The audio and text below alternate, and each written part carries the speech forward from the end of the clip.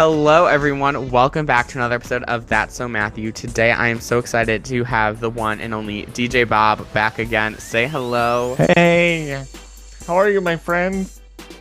I am doing well. Like we were just saying, the holiday season has been exhausting, and I'm back on the podcast grind. I am so excited because every year I say I'm gonna do like this whole huge Christmas like releases, and I never do. So I'm very excited to actually be doing a Christmas episode this year. On one of my favorite movies, The Santa Claus, which is great because they have the new Disney Plus series called The Santa Claus. Have you watched that yet? I Great. watched the first episode and I never watched the rest of it. I think I need to just binge it before Christmas. It's best to binge it. Yeah. I've heard mixed reviews, so I'm a little nervous, but I enjoyed the first episode. I just think that I do know that there's the whole scandal where they have like the Yay Satan that is like blowing up on Facebook, on like Christian Mom Facebook, which I think is hilarious because they're like always trying to cancel Disney, and I personally think the joke is hilarious, but yeah, people are too critical. I agree. And this, honestly, I was actually talking about this with my sister. My sister's actually traumatized of the Santa Claus movies. The first one, she's okay with the first one, but the second one that we're talking about today, she does not like because of like the toy soldiers and like when he starts turning into wood. And the third one, she hates Jack Frost. Oh yeah, I could get that.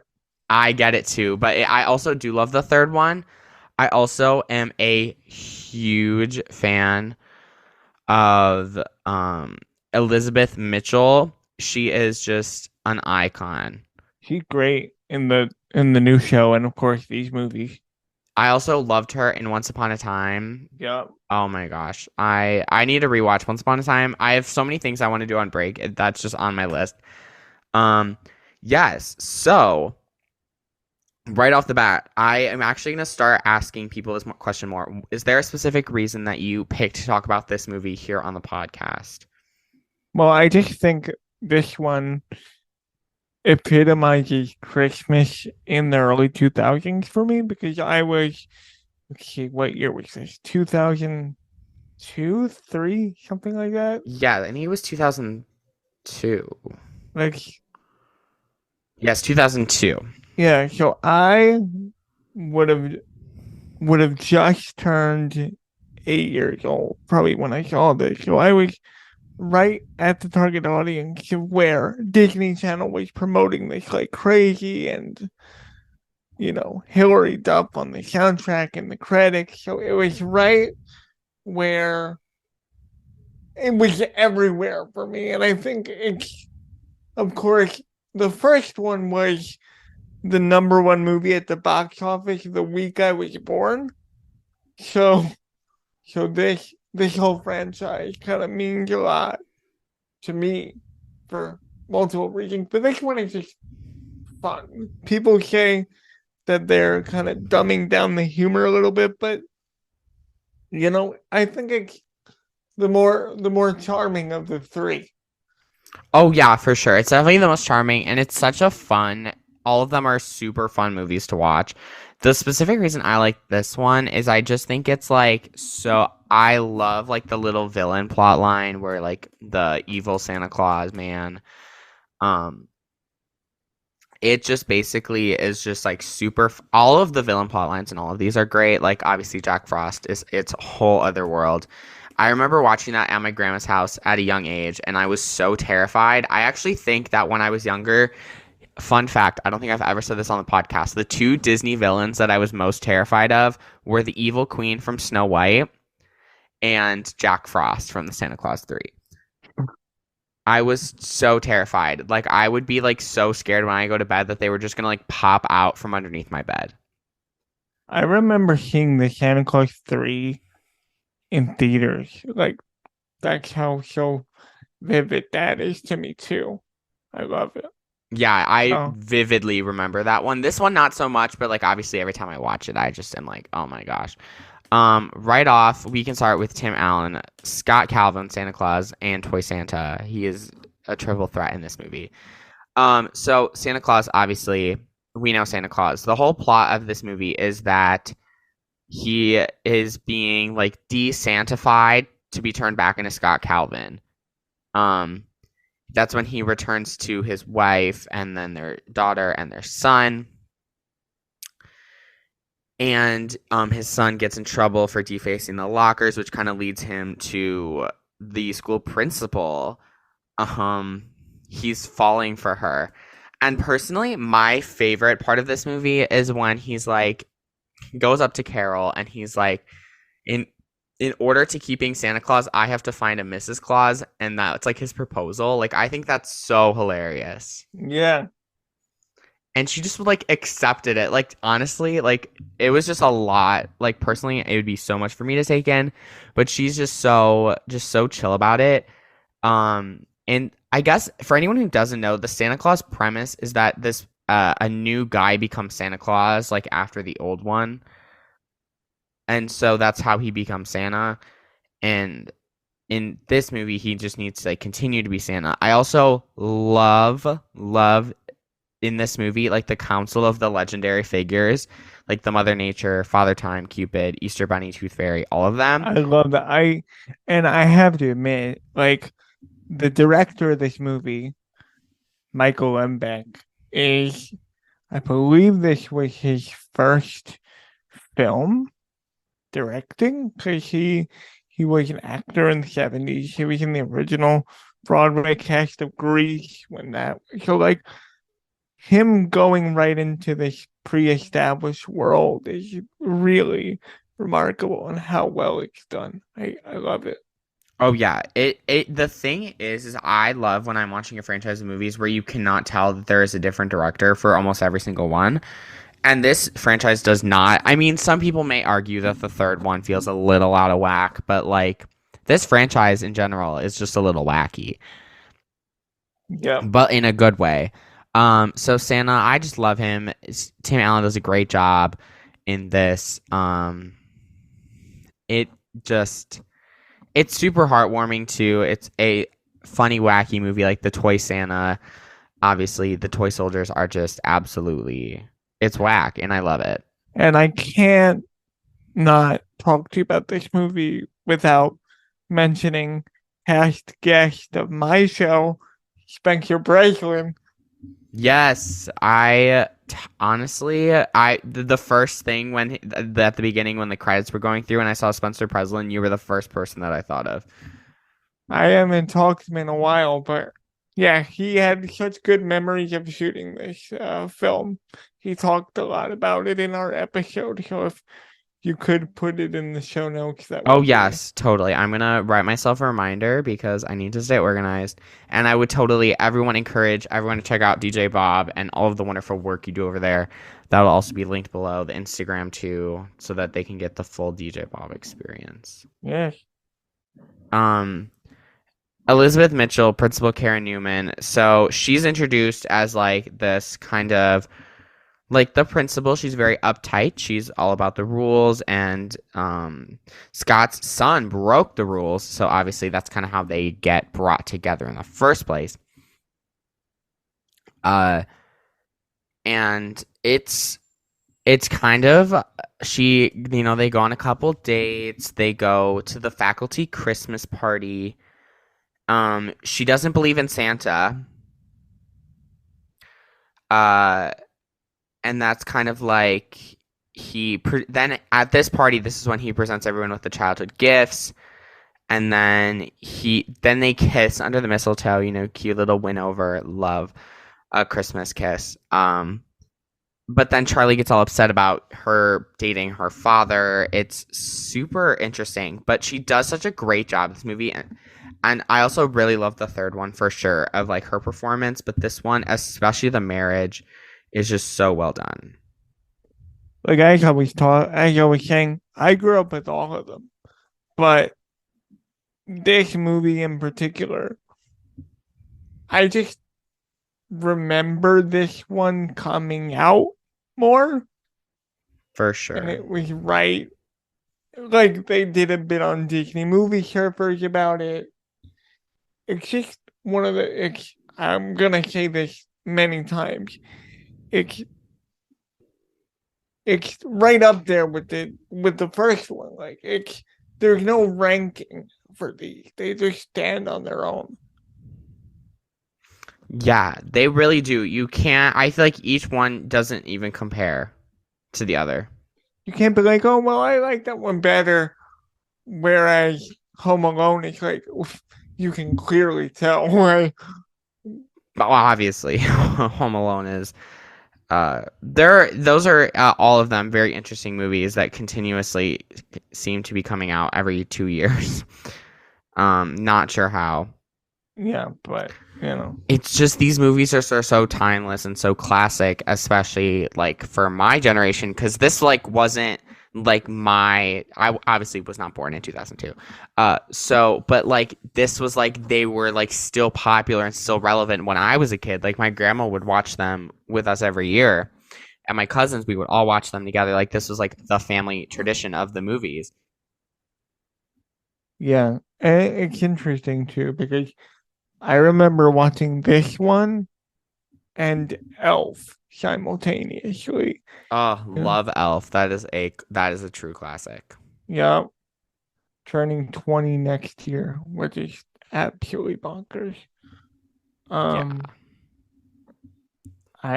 yeah, so I'm just happy to talk about this film here. For sure. Um, When you said you wanted to come on, I was like, there was no doubt about it that you were the one. yeah, because I jumped right on it. Like I could have done all of them, but like I said, I just I love this movie, and I love how one of the things I wanted to bring up in this conversation is like how it relies on slapstick humor, but it doesn't overdo it. Oh, for sure. The humor in this movie is so well done. Like it's not joke after joke after joke. They're there for a minute or however long, then it goes back to plot again. It doesn't use humor as a safe guide, like as a safety net to get from point A to point B. There's still a ton of heart in this film as well. Yeah, it's you're so right. It just doesn't overdo it. It's just there and it has such great like moments of humor and it is so funny, but then it also like you said has the heart and I think it has that super charming sense to it as well. Because you know how in some movies, like some, especially holiday films, they kind of rely on humor and when they don't know what else to do, so they're like, oh, let's just put a joke here. No, Yeah. the jokes are kind of strategically placed in there to move the plot forward, but it doesn't it the movie isn't codependent on the joke. Yeah, it's just the right amount of jokes too. Yeah. Laura and Dr. Neil Miller. What did you think? I I like that. I like the dynamic. I thought they were good characters. Yeah, there's really not a bad character in this movie, which is No. always really good. Like even Bernard the head elf, love him. Oh yeah, and I love that um they brought him back for the new stuff. Yes. It was in the trailer, so I could say it. Yes. I did know that it was in the trailer, so we can say it like you said. I'm very particular about spoilers and not telling people things, but that I could say because it was just a welcome addition. Yes, he's just great. And like that's why I'm so excited like to take the time to watch the show and definitely like binge it all in one go round with especially just like everyone it's just like seems like everyone is just so happy to still be like a part of this project, you know? Yeah, yeah, and like so many people in these properties could be so bitter about what they've done in the past, but no, there is truly a familial vibe to it. Yeah, 100%. And even like with Spencer Breslin's character, Charlie Calvin, he is a little troublemaker. He is going through so much, but in the end, he ends up being such a great guy, and like he has so much heart, and it's just so it's a really great movie to watch, like especially like with like younger kids, Yeah, and just seeing like his character development, especially like with his dad dating his principal, like that's quite a culture shock for sure. yeah. And Spencer, not just because I know him, but he really, he's not your typical child actor. He's just the kid next door wanting to play and have fun.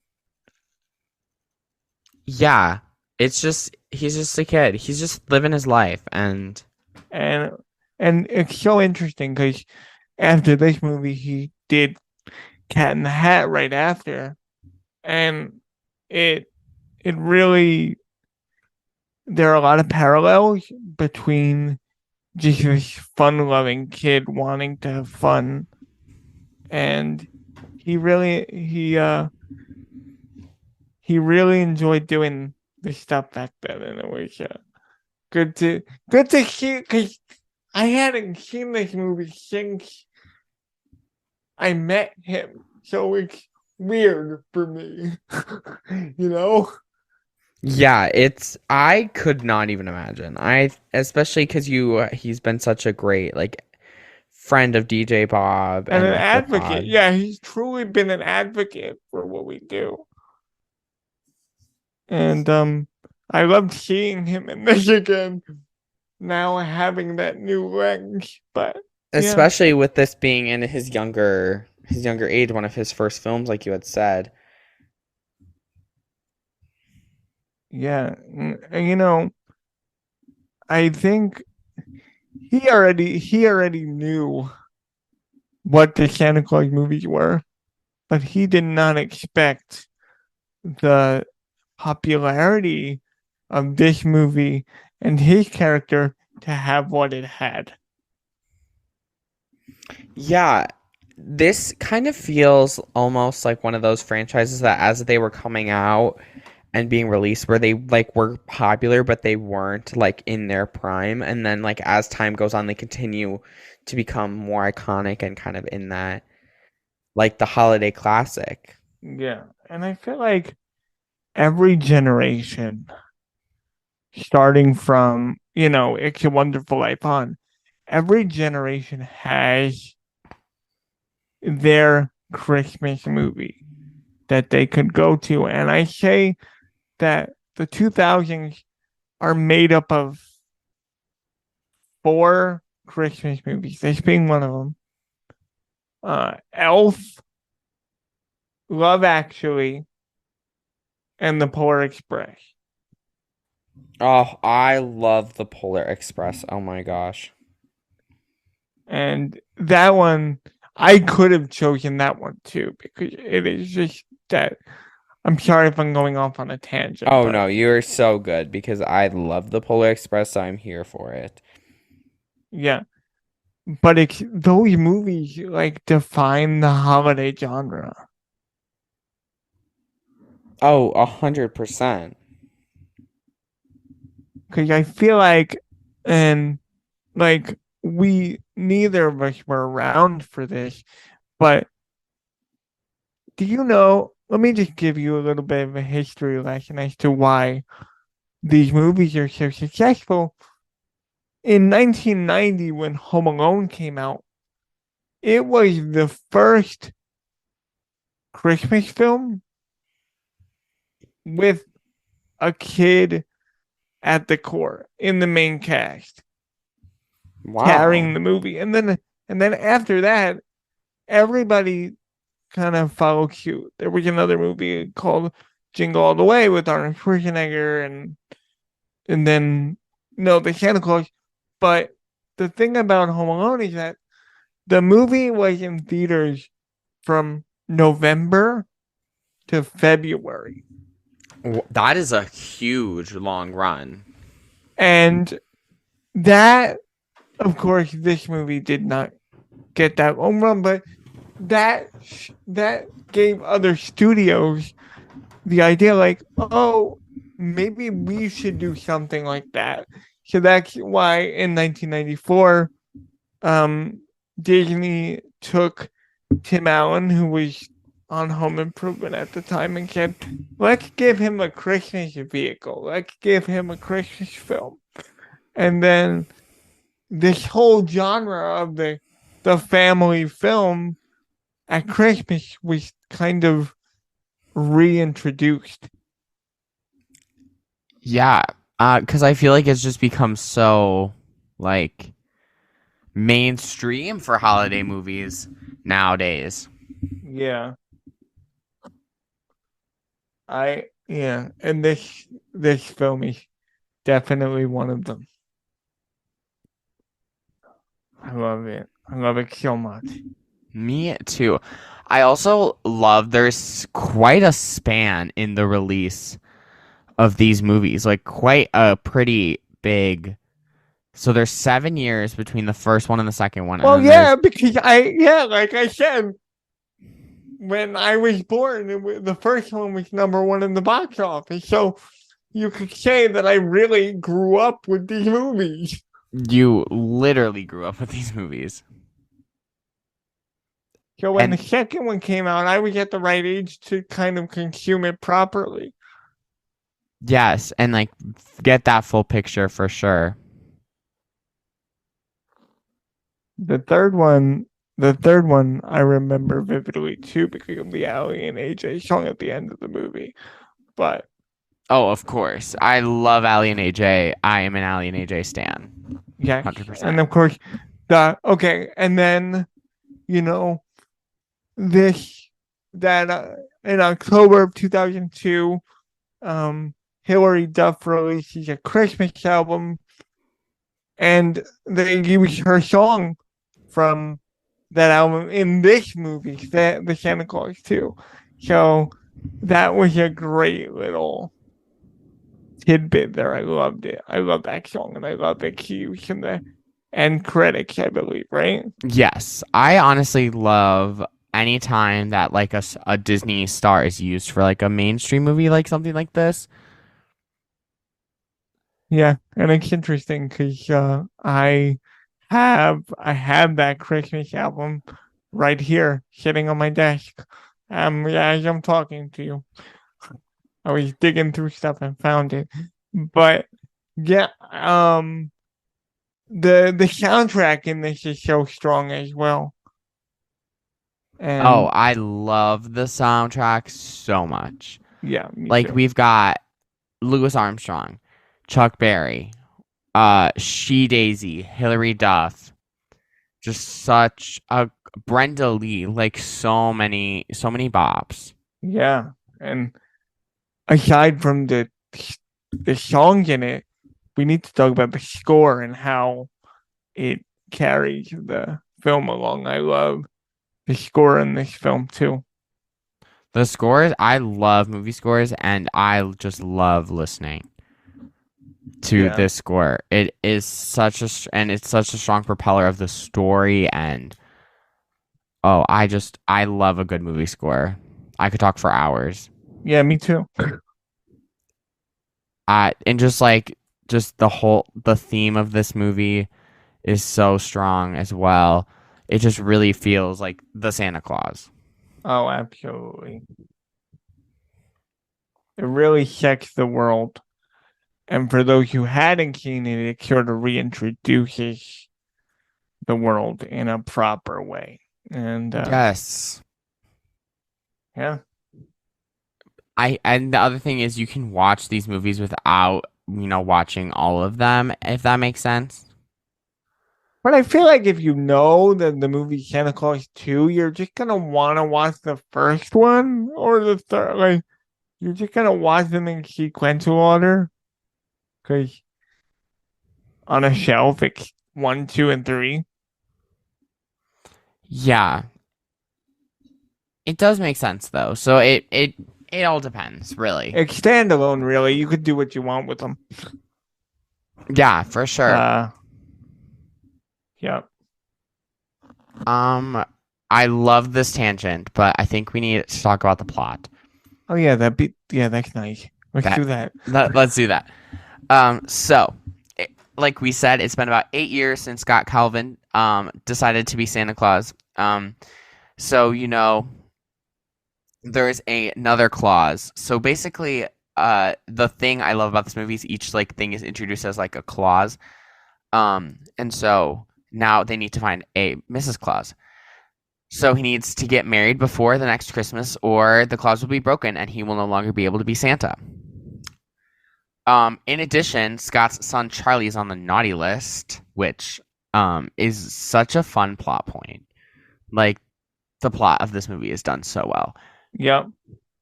And he vandalized the lockers at school, so he must return to find a wife and get things right for Charlie. And then he is visited by the Council of Legendary Figures, who, like I said, I absolutely adore. Mother Nature, Father Time, Cupid, Easter Bunny, Tooth Fairy, Sandman.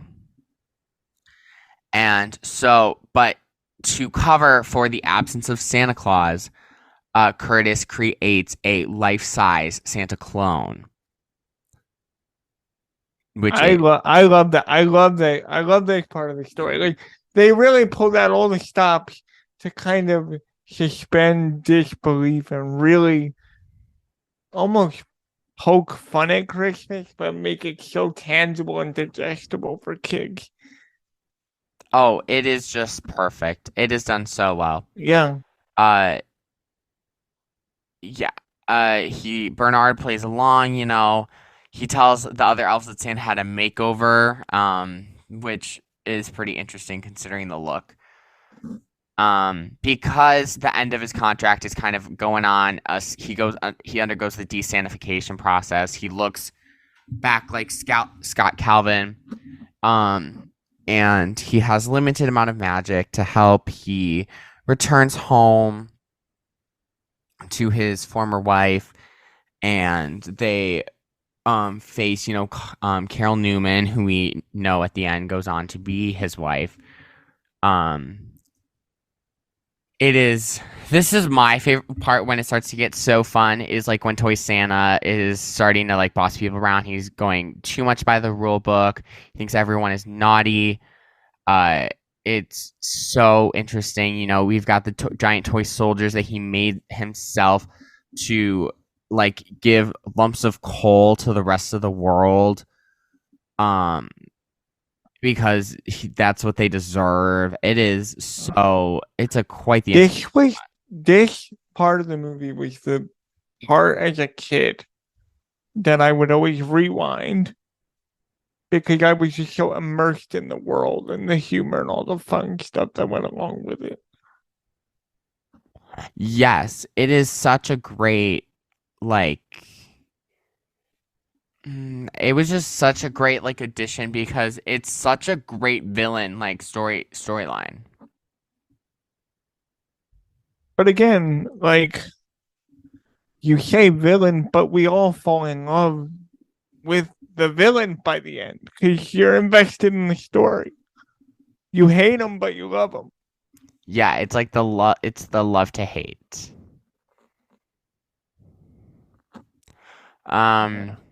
And then, Scott starts falling for Carol.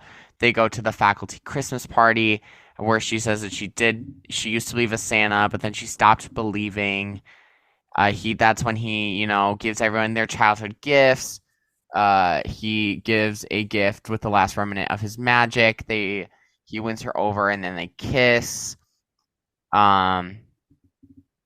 Then he's like, I'm Santa, and she does not buy it. She's not having it at all. I wouldn't either. If I were her, you don't know what he's up to. You don't know what he's up to. It's kind of crazy considering you just kind of told him your whole thing about Santa Claus too. So she thinks that he's mocking her, uh, and it's just kind of like this whole thing. Charlie's very upset about Scott dating the principal. Um, and he also has to like hide the fact that his father is Santa. Like there's a whole scene where he talks about like how all of his friends' parents do this, but he can't tell like them that his dad is the best guy of all. And it's a really heartbreaking like scene for sure. The writing is genius, like the way that was executed. Yes, the writing of this movie in general is just so strong. Yeah, it's such a it's such a clever way to introduce the concept of like, well, my dad does something that your dad does. But everybody has that type of dynamic in grade school or middle school. Like everybody's jealous of the other person's parent for something or other. Oh, 100%. It's just a very like, oh, your mom is a doctor. That's so cool, but my dad is a plumber. That's not so cool. Or I want to be like you. I feel like even like at such a young age, like in grade school, everyone just kind of wants to be like one another. Yeah. Eh, I know for a fact that that and that's the other thing I love about this movie is it's so it's so like fantastical and whimsical and festive, but there's this realness to it where in between all of that holiday stuff, there's realism to it. You can empathize with the characters and you can feel what they're feeling because you've been through something similar. Yeah, it's very like open heart to heart. You feel a connection. Oh yeah. Oh yeah. Um And this leads Charlie to convince Carol that Scott is Santa by showing the magic snow globe from the first movie. Love a good callback. And so it was very, very like heart filled. And it was like, oh my gosh, this is the life that he's been living. And we're not joking around. He's actually Santa Claus. Like it's a lot to take in, really. Oh yeah. Oh yeah. But it's so well worth it because you know at the end of the film, all of it gets tied together and everybody's in the same place where they should be. The script is so clever and in the fact that it could be so dumbed down, but there's something for everyone in this. Oh, yeah, it's very like dinner or like movie for the family. Like mom will be able to find something, dad, the daughter, son, etc., you know? But I feel like, and this is no offense to the generation that you're in, but I feel like after this time period, like 2003, 2004, 2005, writers would go in a writer's room, and I'm sorry for the tangent again, but writers would go into the writer's room and they would say, okay, what do kids like? But back then, they would go, what do I like that would also happen to be suitable for kids? That's like how you're supposed to write a movie. Yeah.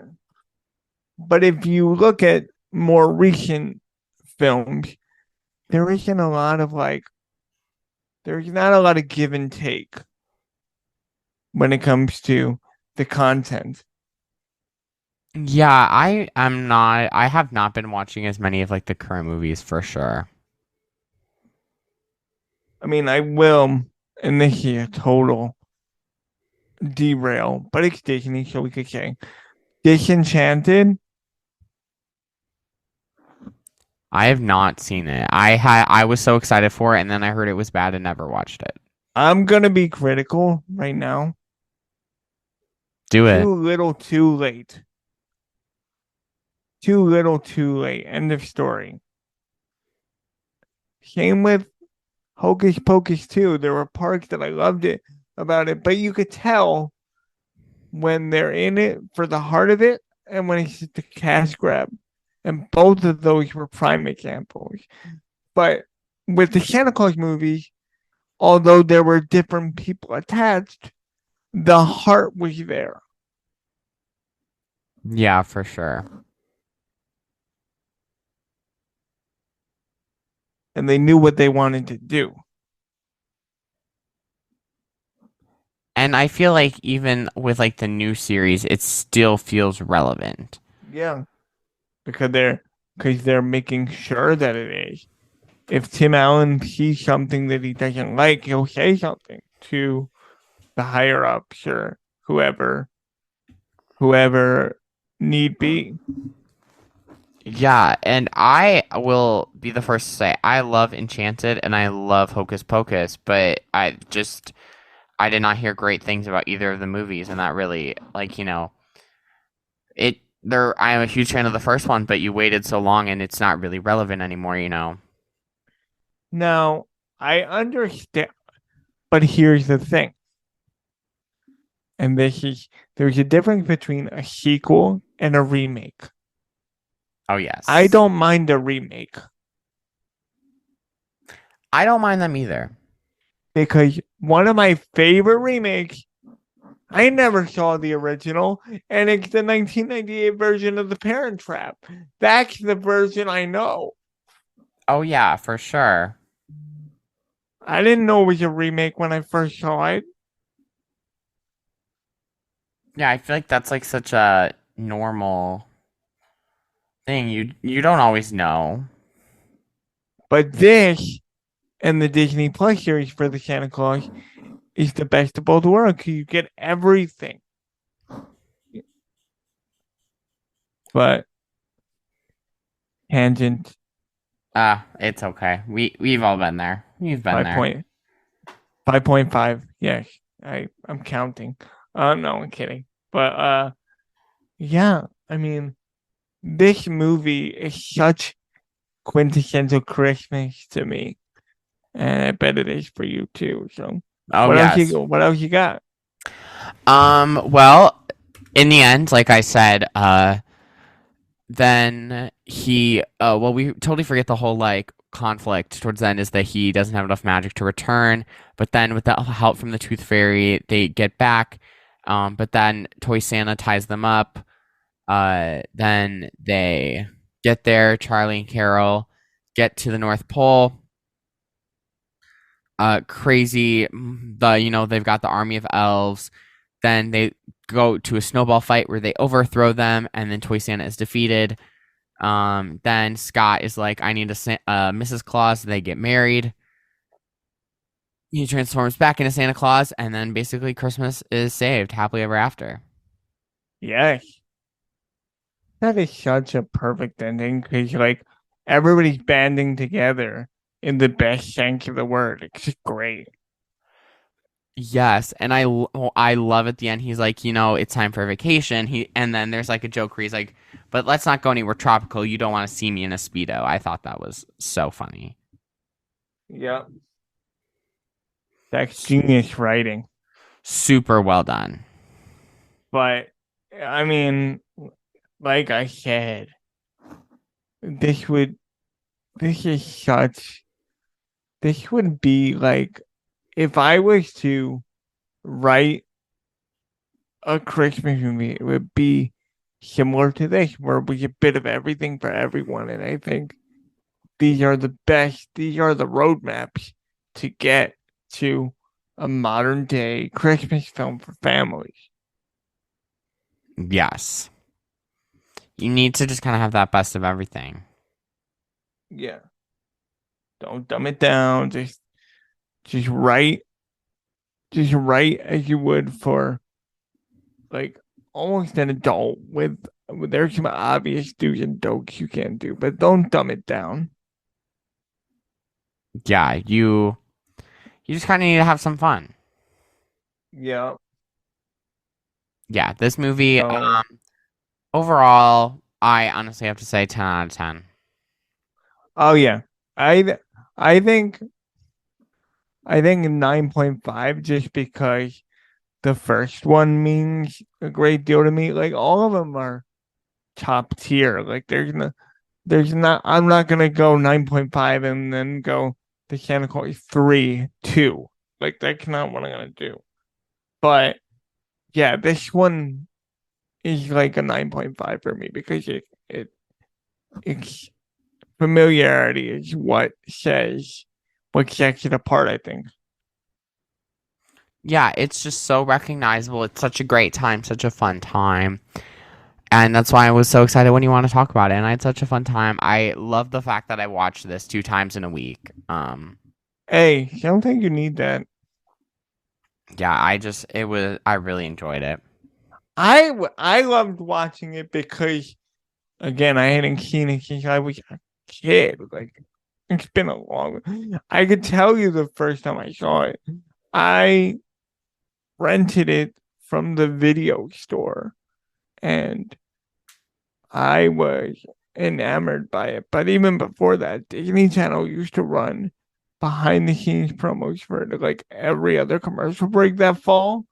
So, because that fall, you had all the DComs, and then there was this Christmas movie coming out. So, of course, they promoted that like crazy. And what's interesting to me is that I think back then a lot of times now things are things come out quicker on DVD and Blu-ray and 4K and now streaming. But back then it took a year for this movie to come out on home media. So by the time I got to it, I was a year older. Like, you know, Yeah, watching it with you the kind new of, I forgot about it almost. Then like, oh yeah, this came out.